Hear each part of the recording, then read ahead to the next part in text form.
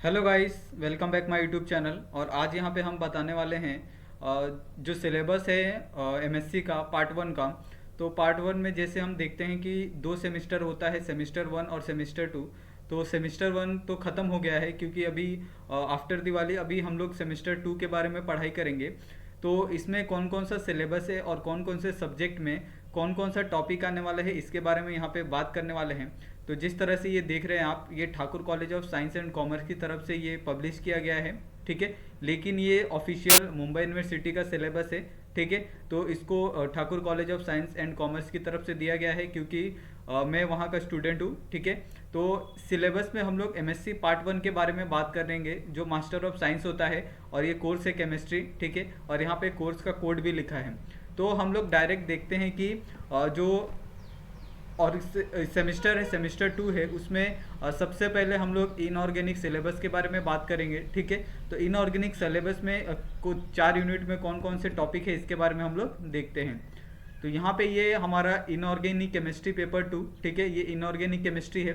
तो paper two यानी inorganic chemistry अगर आप सेमेस्टर टू में हो, ठीक है, या सेमेस्टर वन में हो, तो आपका जो पेपर टू होता है वो हमेशा इनऑर्गेनिक होता है, ठीक है। आप सेमेस्टर वन में भी अगर पेपर टू आपका होगा तो इनऑर्गेनिक होगा, ठीक है। तो यहाँ पे अभी हम बात करेंगे जो यूनिट वन है उसके अंदर कौन कौन से टॉपिक है। तो यूनिट वन के अंदर आपको इनऑर्गेनिक रिएक्शन मैकेनिज्म, ठीक है। तो इनऑर्गेनिक में आपको जो भी रिएक्शन मैकेनिज्म होते हैं वो देखने को मिलेंगे, ठीक है। जैसे rate of reaction, factor affecting the rate of reaction, ठीक है। तो ये काइनेटिक्स वाला पार्ट हो गया। उसके बाद यहाँ पे आपको कॉम्प्लेक्सेस यानी आपको अलग अलग स्ट्रक्चर देखने को मिलेंगे, ठीक है। उसके बाद रिडॉक्स रिएक्शन है, फिर स्टीरियोकेमिस्ट्री है, ठीक है।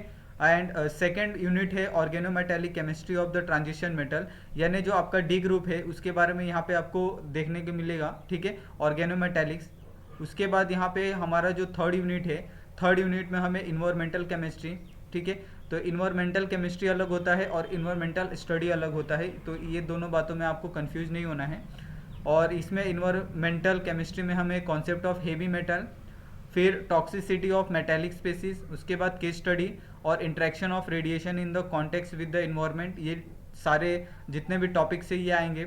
उसके बाद यहाँ पे हमें यूनिट फोर दिया है और यूनिट फोर में है बायो इनऑर्गेनिक केमिस्ट्री, ठीक है। तो इसके अंदर इनऑर्गेनिक केमिस्ट्री में कौन से जो बायोलॉजिकल ये होते हैं कंपोनेंट होते हैं उसके बारे में यहाँ पे पढ़ाया जाएगा, ठीक है, कि किस तरह से वो यूज़ होता है हमारे एज अ डेली लाइफ में इनऑर्गेनिक केमिस्ट्री, उसके बारे में। और यहाँ पे आपको लेक्चर भी मेंशन किया गया है हर एक यूनिट के लिए, ठीक है।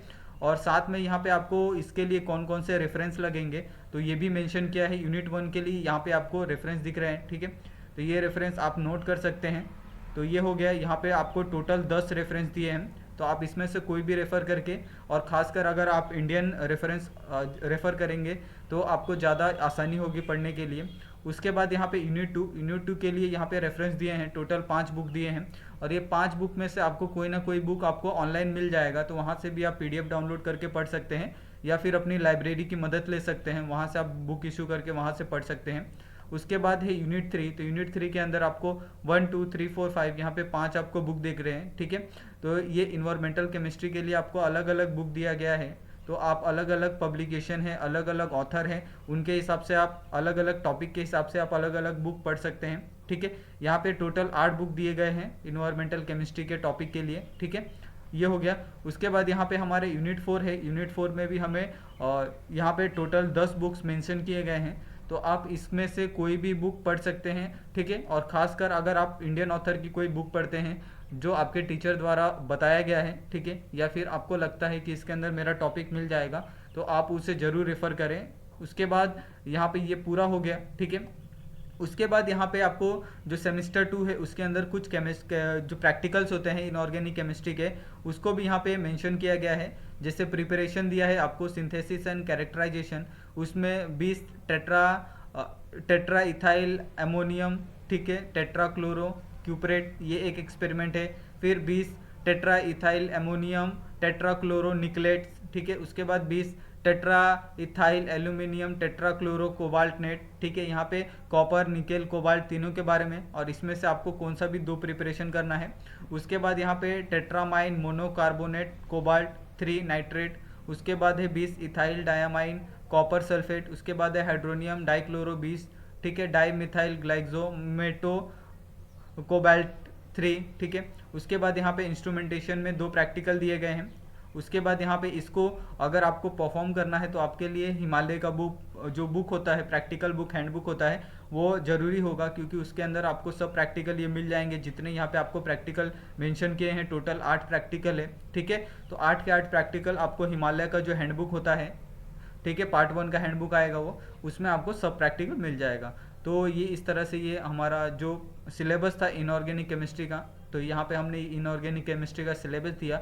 उसके बाद हम जितने भी बचते हैं, और ऑर्गेनिक हो गया, फिर एनालिटिकल हो गया, फिजिकल हो गया, उसका भी हम लोग आपको सिलेबस का PDF, ठीक है, सब मिलेगा आपको। और आप सभी का ये वीडियो देखने के लिए बहुत बहुत धन्यवाद। मिलते हैं नेक्स्ट वीडियो में।